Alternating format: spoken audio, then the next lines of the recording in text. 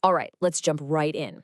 We're talking about a story that's, well, it's pretty wild. It's about an American Christian teenager named Grayson Brock who gave himself this insane challenge to read the entire Quran in one go. I mean, just let that sink in for a second. 19 hours straight with one book.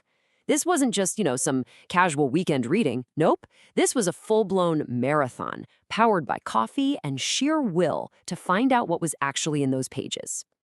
So this number, 424, what's that all about? Well, this is where it gets kind of intense. To keep track of his progress, Grayson literally made a mark with a pen on his body for every single page he read. By the time he was done, he had 424 marks. I mean, that's a physical record of his journey right there. Okay, so let's talk about his mindset going into this. It's super important. Grayson didn't exactly walk in with a blank slate. Not at all. He came in as a total skeptic, pretty much expecting to just confirm all the negative stuff he'd already heard about Islam.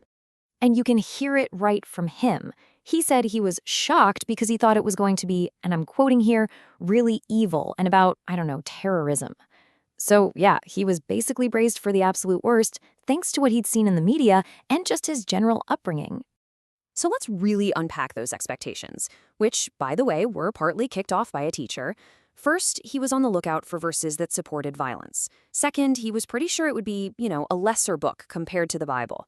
His best case scenario? Maybe some generic feel-good stuff like you'd find anywhere, but mostly just confusing and illogical. But this is where the whole story just flips on its head. What he was looking for and what he found, they were polar opposites. And it all came down to one single mind-blowing moment. And the change is just, wow. It's so immediate. Instead of evil, he calls the experience amazing, and get this, the most peaceful thing I've experienced. He finished that 19-hour read feeling like he'd finally gotten answers to some of life's biggest questions.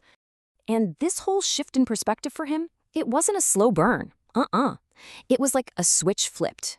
And it all happened because of one specific verse he read in the second chapter of the Qur'an, Surat al-Baqarah. This one verse was the key to everything. And here's the verse itself. It says, "We believe in Allah and what was given to Moses and Jesus and what was given to the prophets from their Lord.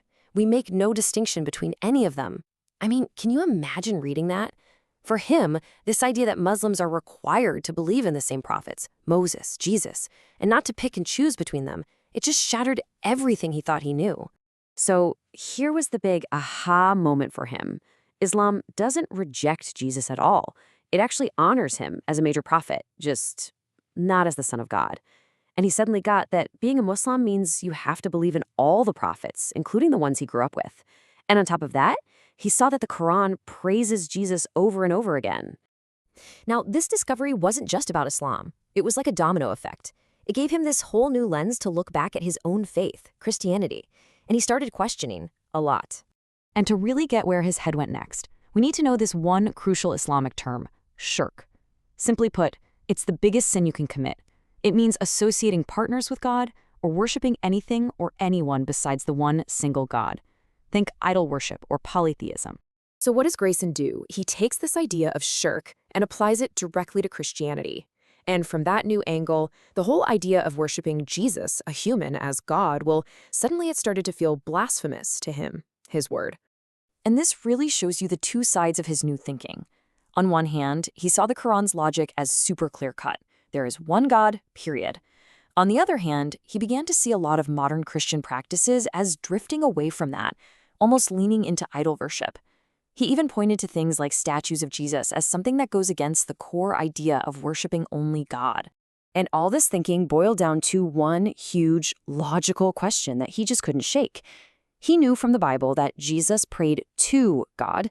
So, wait a minute, if Jesus prayed to God, how can Jesus be God? For him, that just didn't add up. It felt like a fundamental contradiction. So, after 19 hours after all the pen marks and the revelations, where did he land?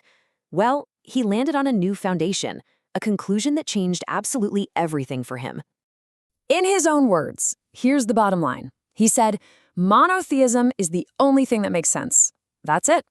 After everything, that was the one idea that stood out to him as perfectly, unshakably logical belief in one and only one God. And he didn't stop there. He took it even further.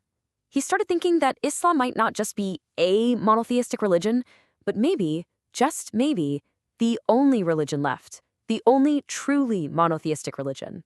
A pretty powerful thought to end on. So you see, Greyson's story started with a ton of biases, a whole list of things he expected to find. It ended with a total 180, which kind of leaves us with a big question, right? What happens when we really confront something new, a book, an idea, a person, without any of our expectations getting in the way? What might we find?